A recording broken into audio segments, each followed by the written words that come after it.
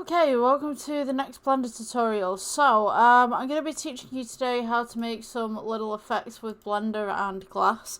So, let's go and I have the default cube right here. I'm just going to press G to bring across a plane so that we can place the same material onto two different objects so you guys can see what's going on.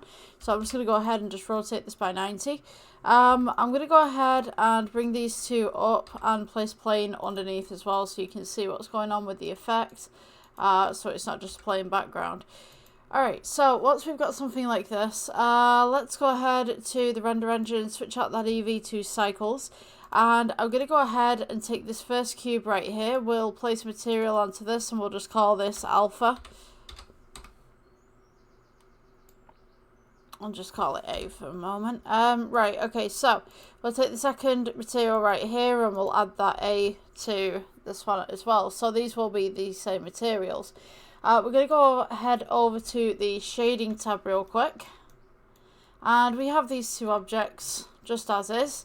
And what I'm going to do is I'm going to go ahead and change this principal BSDF over at the side right here to a glass BSDF. So now both of these objects are acting as glass. We're going to go ahead and turn down the roughness. And I'm going to go ahead and add in a texture. You can have any texture that you want really. You could do wave texture, noise texture. Let's try wave texture for this one. I'm going to go ahead and place the colour into the IOR. And we'll notice that we now get all these nice little stripes. And this cube's kind of sideways, but that's fine. We can just rotate that round. Alright, so now we kind of have this nice little glass effect on the inside with some stripes. We can go ahead with phase offset.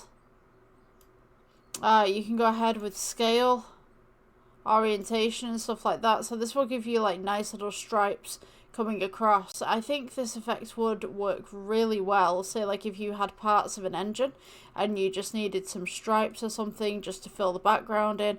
It's a little bit of extra detail. You could also go ahead and mess with the detail if you wanted to. I don't think it's really doing much right now, but that's one idea that we can have. I'm going to go ahead and just move this lamp real quick. Let's go ahead and move this one forward, and then I'll go ahead and put one at the back as well. Just about there so you guys can see what's going on. Yeah, I'll go ahead and turn up the exposure too, and then maybe we can just go ahead and mosey on a third one just for some context right there. Alright, so we have the flat plane right here. This is how this one behaves, and then we've got this one right here. So that one is for let's see, for your wave texture. Now if we go ahead and just disconnect this wave texture right here, I'm going to go ahead and place this to the side so you guys can see what we've used. And if we go to textures again and we go to magic texture, we can go with color to the IOR, and this will give us this kind of nice little glass kind of sheen look. If you wanted to bump this up, so if we go and add to bump, place the bump between the magic texture and the glass texture right here, you want to go color to height. And you want to go ahead and mosey up that filter and mosey up that distance as well. And now you'll kind of get this nice little bump kind of texture going on. And you can go ahead and distort this and scale this to your needs. So if you distort it just slightly, you can kind of get this nice little bump kind of texture. Great for anything such as pub windows and stuff like that. You generally see that stuff in kind of older buildings, sweet shops and stuff. So it's a nice little texture to have. You can also go ahead and turn up the roughness, and that will give you this kind of nice little sheen on any windows and stuff. So if we go ahead and just remove this magic texture real quick, and we'll put that to the side because we can see what we've got then and what we've done. We can go ahead and add in, say, we could do checker. Checker's quite nice. Go color to the heights, because obviously we now have the bump in the middle and that's connected to the IOR. So now this kind of gives you this kind of ice brick texture right here. If we go with the roughness and just bring this up just a little bit, you can kind of see it a little bit more. If you go ahead and improve the distance, that will give you a little bit more detail. So the checkered texture is like really cool for like say brickwork and stuff like that, if that's something that you wanted on your design. And also we can look at the brick as well. So if I just go ahead and have this one on a checkered texture right here, I'll just call this A and checkered. So I'll just put A check for this one, and if I just go ahead and duplicate this outwards, we can get a new material on here. So I'm just going to go Shift D. So what we'll do, the one on the right here will be the checkered texture, and I'm going to change this one to brick. So if I take off this checkered on this side, for this one, we'll just place that there so we can see what we've got, and then we'll go with texture and we'll add brick texture to this one. So this one's the brick texture. You can go from color to height again into the bump.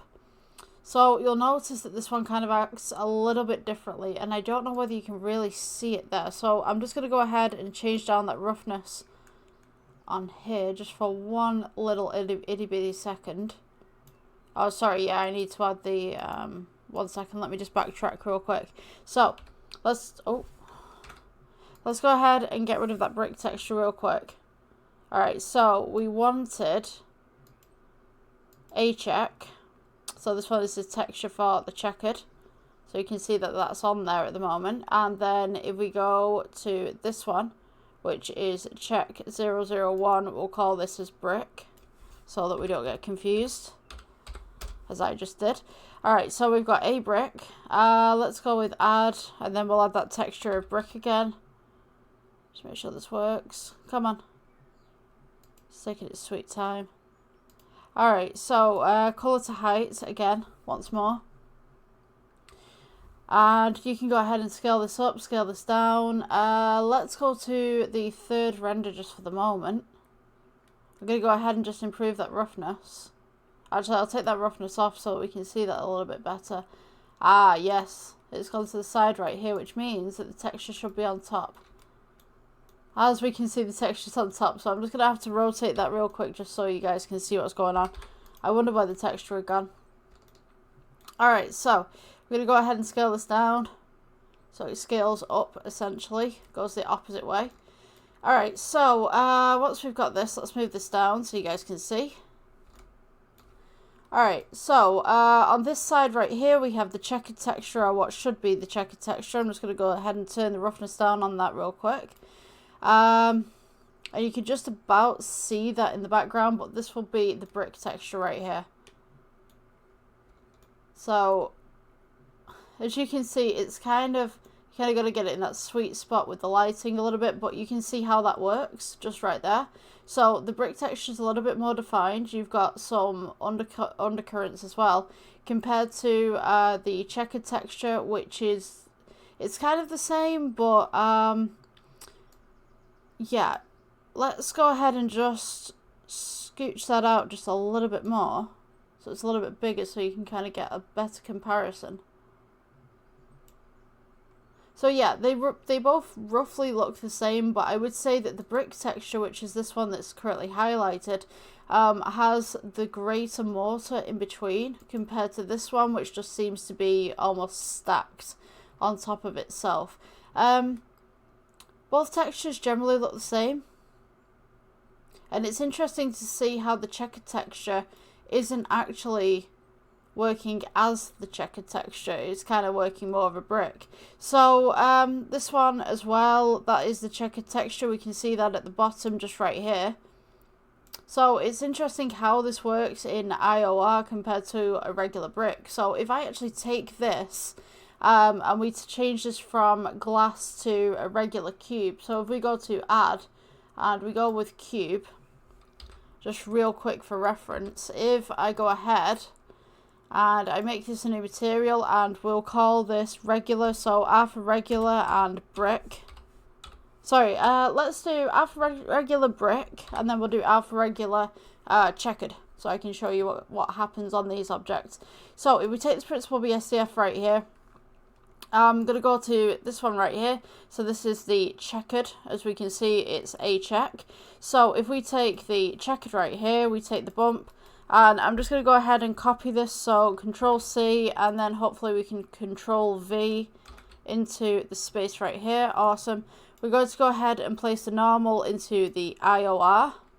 And you can see that this one right here is checkered texture. We've got this kind of bump going on right here. And it almost looks brick-like. So the two textures are kind of very similar. Alternatively, if I go ahead and change this bump into the base colour, we'll see that we have squares. So I'm guessing it's the difference. We're going to put this in. You've got metallic as well that kind of looks like a brick texture as well. So it's totally up to you what you want to do. Right, so we've got our brick right here. I'm going to go ahead with, we need another cube, so let's go Shift D. I'll just duplicate this out real quick. Let's get rid of the material to this new material, and we'll call this as our check for checkered. Alright, so we're going to go back to the checkered one, which it should be this one. So we've got check there, bump. Let's go with Control C.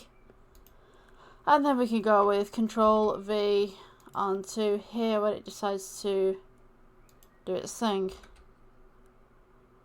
Oh, okay. Let's try that one again. So let's get rid of that material output right there. So this one is our brick. We need our checkered. So check for this one, Shift, and then we are Control C, and then hopefully Control V into this one when it decides to cooperate. There we go. Okay. Not the ones that we want, but okay. You know what? We're just going to build this. So we need checkered texture right here. You get base color. There's your check. So that's your kind of example of how base color is with the checkered texture. So generally you can get some nice little effects with this depending on what you want.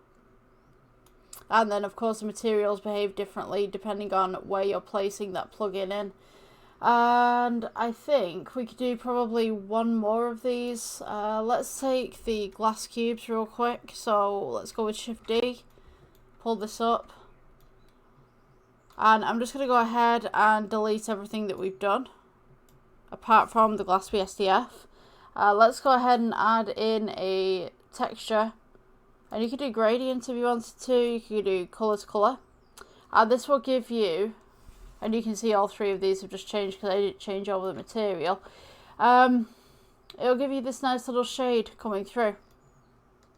And all you need to do really is just add a colour ramp. So if we go to add colour ramp,